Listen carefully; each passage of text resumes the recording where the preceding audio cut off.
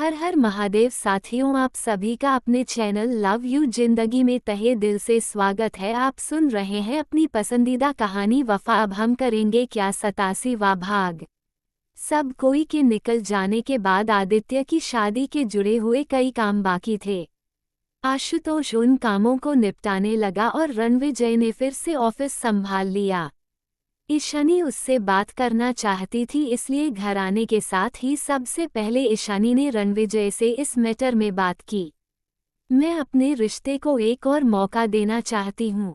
रात के खाने के वक्त ईशानी ने रणविजय से कहा। ईशानी की बात सुनकर रणविजय खाना छोड़कर ईशानी की तरफ देखने लगा। शिवी उसकी गोद में बैठी हुई थी और वह अपने हाथों से शिवी को खाना खिला रहा था। क्या कहा तुमने? फिर से एक बार कहना। रणविजय को तो जैसे अपने कानों पर भरोसा ही नहीं हुआ था। मैं अपने डाइवोर्स के फैसले पर एक बार और सोचना चाहती हूँ और चाहती हूँ कि तुम भी इस मैटर पर सोचो। मुझे लगता है कि हमें अपने रिश्ते को एक मौका और देना चाहिए, ईशानी ने कहा। ईशानी की बात से ने खुश होकर एक हाथ में जिंदगी को लिए हुए ही दूसरे हाथ से ईशानी को पकड़कर रणविजय ने अपने गले से लगा लिया। मैं जानता था कि मेरा प्यार इतना कमजोर नहीं है, रणविजय ने ईशानी का माथा चूमते हुए कहा। पापा पहले मेले को किस्सी दो। शिवी ने अपना गाल आगे किया। रणविजय और ईशानी ने शिवी के गालों को दोनों तरफ से चूम लिया। शिवी ने खुश होकर अपने पापा मम्मी को अपने दोनों हाथों में पकड़ लिया। वैसे अचानक से मौसम में मिजाज बदला कैसे? रणविजय ने ईशानी को छेड़ते हुए पूछा। ज्यादा खुश होने की जरूरत नहीं है, तुम्हारी बेसिर पैर की हरकतों के कारण तो बदला नहीं है, पर मैं तुम्हारी गलती की सजा शिवी को तो दे नहीं सकती। ईशानी हल्के रूठे रूठे बोली। मैं शिवी की खुशी के लिए मैं डिवोर्स का केस वापस नहीं ले रही, सिर्फ सोचने के लिए समय लेना चाहती हूँ, ईशानी ने कहा। ईशानी की बात सुनकर रणविजय मुस्कुरा दिया। यही समय तो मैं तुमसे मांग रहा था। बस मुझे 3 दिन का समय और दो, इसके बाद मैं तुम्हारी सारी शिकायतें दूर कर दूंगा, रणविजय खुश होकर बोला। ईशानी के इस फैसले ने तो जैसे उसकी सारी खुशियां वापस कर दी थी। उद्धरण चिन्ह ... और इन 3 दिनों में तुम करना क्या चाहते हो? ईशानी ने पूछा। ईशानी की बात का अभी रणविजय कुछ जवाब देता उसके पहले ही उसके जेब का मोबाइल बजने लगा। 1 मिनट वाइफी। रणविजय ने फोन उठा लिया। फोन उसके आदमी का था। रणविजय ने जिस आदमी को मानसी की सिक्योरिटी पर लगाया था, वह आदमी परेशान था क्योंकि मानसी गायब हो चुकी थी। वह गायब कहाँ हो सकती है? खोजो उसे। ऐसी हालत में वह ज्यादा दूर तक नहीं जा सकती, रणविजय चिल्लाया। सर, हमने पूरा इलाका छान मार लिया है, मानसी मैडम कहीं नहीं है, आदमी ने बताया। तुम नहीं जानते वह हमारे लिए कितनी इम्पोर्टेंट है। उसके गायब होने का मतलब है हम फिर से 0 पर चले आएंगे, रणविजय ने गुस्से से कहा। सर, हमने आशुतोष सर को इन्फॉर्म कर दिया है, वह आ रहे हैं, आदमी ने बताया। ठीक है, तुम वही आसपास देखो, मैं भी आ रहा हूँ। रणविजय ने फोन कट करके जेब में डाल दिया और खाना छोड़कर तेजी से भागते हुए अपने कमरे में आया। उसने जो इम्पोर्टेंट पेपर मानसी और मलिक के खिलाफ इकट्ठे कर रखे थे, उन सब को बेड पर फैला दिया और उसमें मानसी की रिपोर्ट्स ढूंढने लगा। ईशानी को उधर आदमी की बात तो सुनाई नहीं पड़ी, लेकिन इतना समझ गई कि फिर मानसी के कारण ही रणविजय जा रहा है। क्या हुआ, कहीं जा रहे हो क्या? ईशानी ने पूछा। हाँ, रणविजय ने छोटा सा जवाब दिया और अपना सामान समेटने लगा। उसने पूरे बेड पर जो पेपर से लाए थे तो उनमें रॉयल्स राजपूताना की मालिकाना हक के पेपर भी रखे थे। अपनी जरूरत भर का पेपर रणविजय ने एक बैग में इकट्ठा किया। ये सब क्या है? ईशानी ने एक पेपर उठाते हुए पूछा। मैं इन पेपर के बारे में तुमसे बताना चाहता था और सारी प्रॉब्लम सॉल्व होने के बाद तुमसे इस मैटर पर डिस्कस भी करना चाहता था, लेकिन इस मानसी ने फिर सब कुछ गड़बड़ कर दिया। रणविजय खींचते हुए बोला, पर यह सब है क्या?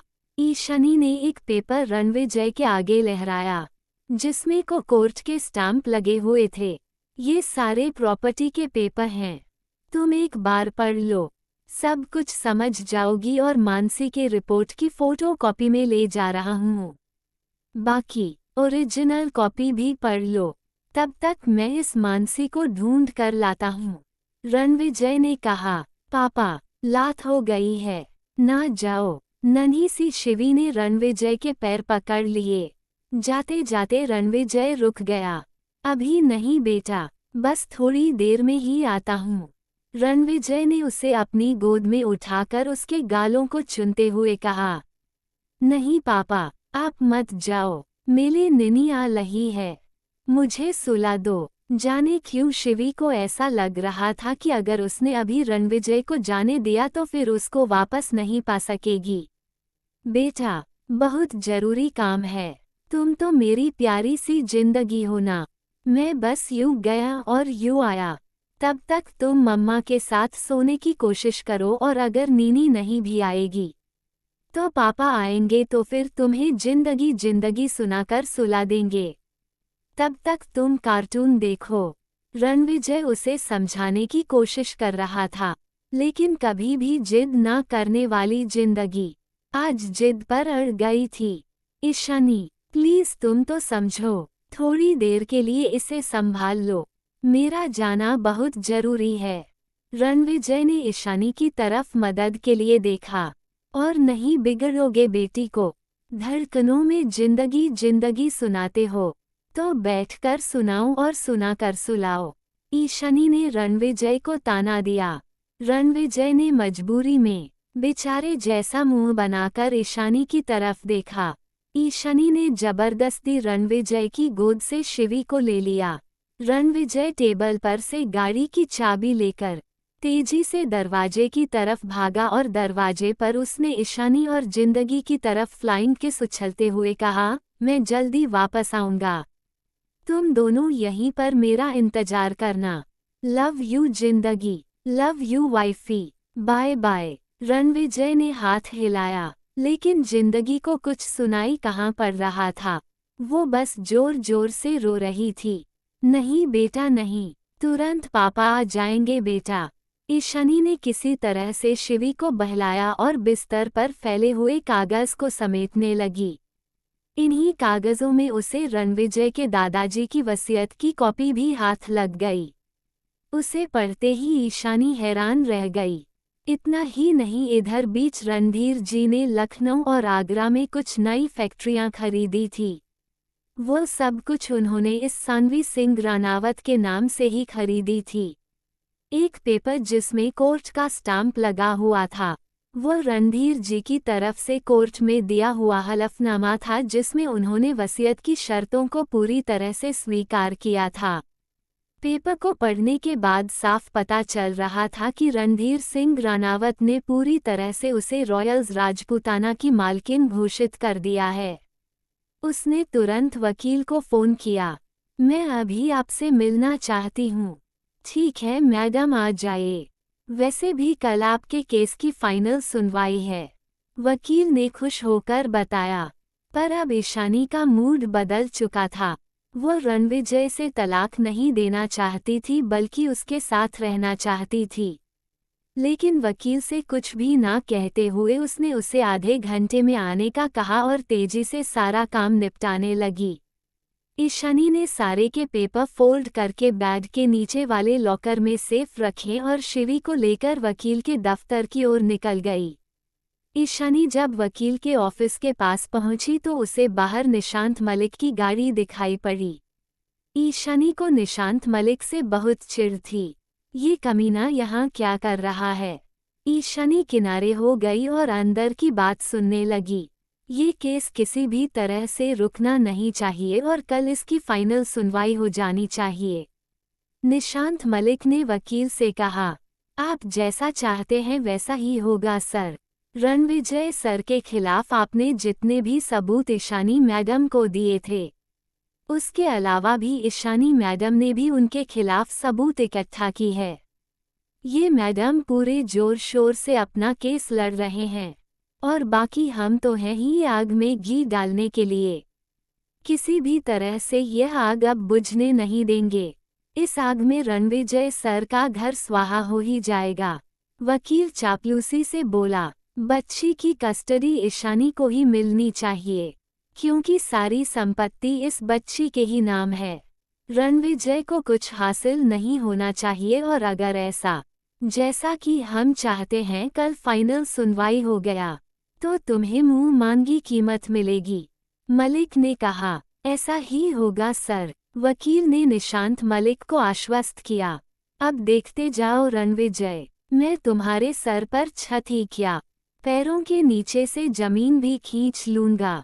क्या कहते थे तुम? मेरा प्यार और मेरी जिंदगी मेरी ताकत है। कल दोनों ही तुम्हारे पास नहीं रहेंगे। तुमने बहुत गलत आदमी से पंगा लिया है। ईशांत मलिक ने डिवोर्स की कॉपी को अपने हाथ में लेते हुए कहा। ईशानी ने जब ये सब सुना तो उसके ही पैरों के नीचे की जमीन खींच गई। यानी कि रणविजय सही कह रहा था। उसने कई बार ईशानी को समझाने की कोशिश की थी कि यह सब मलिक का खेल है, पर ईशानी ही मानने को तैयार नहीं हो रही थी कि जब मलिक से हमारा कुछ लेना देना ही नहीं, तो मलिक हमें परेशान क्यों करेगा।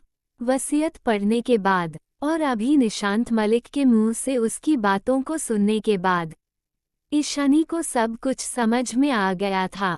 निशांत मलिक अभी बाहर निकलता, उसके पहले ही ईशानी शिवी को लेकर वापस अपने घर की तरफ चल दी। वह रणविजय के पास जल्दी से पहुंचकर उससे माफी मांगना चाहती थी। अपना टूटा हुआ घर फिर से समेटना चाहती थी। ईशानी ड्राइविंग सीट पर बैठी हुई अपनी गाड़ी ड्राइव कर रही थी और पास वाली सीट पर शिवी आराम से सो रही थी। ईशानी की आंखों से आंसू बह रहे थे। तभी अचानक ईशानी की कार को पीछे से किसी ने धक्का मार दिया। ईशानी अभी कुछ बोलती कि उससे पहले ही उसका इंजन बंद हो गया था। कुछ दूर आगे जाकर ईशानी की गाड़ी रुक गई। तभी जिस गाड़ी ने ईशानी की गाड़ी को धक्का मारा था, अचानक वह गाड़ी वापस बैक आने लगी।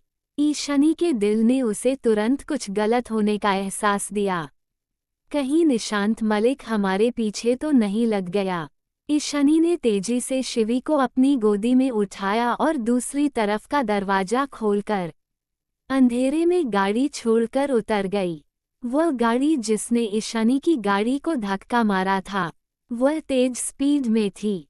पीछे लौटकर जब तक आती, तब तक ईशानी गाड़ी से गायब हो चुकी थी। एक एक करके 2-3 गाड़ियां और वहां आकर रुकी।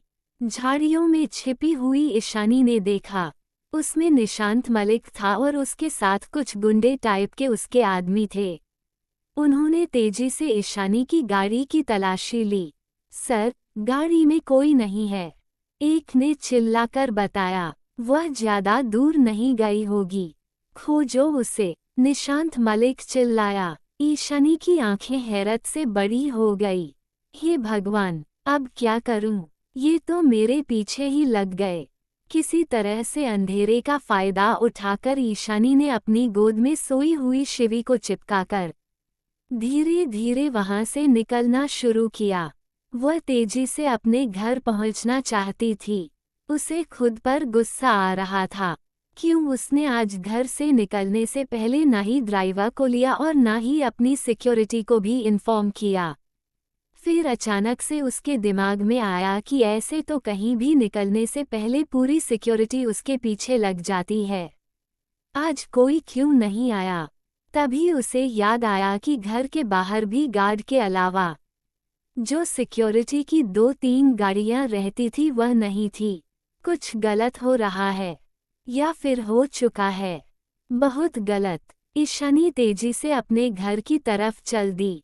ये वही रात थी जिसे रणविजय और ईशानी की जिंदगी को काले रंग से रंग दिया था। क्या हुआ था इस रात में जानने के लिए बने रहे अगले भाग तक। तब तक के लिए वीडियो को लाइक और चैनल को सब्सक्राइब करना मत भूलिएगा। रुद्राक्ष आपका बहुत बहुत धन्यवाद। आपका कमेंट बहुत खूबसूरत होते हैं। खुश रहिए, स्वस्थ रहिए, मस्त रहिए और यही यूट्यूब पर मिलते रहिए। मिलते हैं अगले भाग के साथ। हर हर महादेव।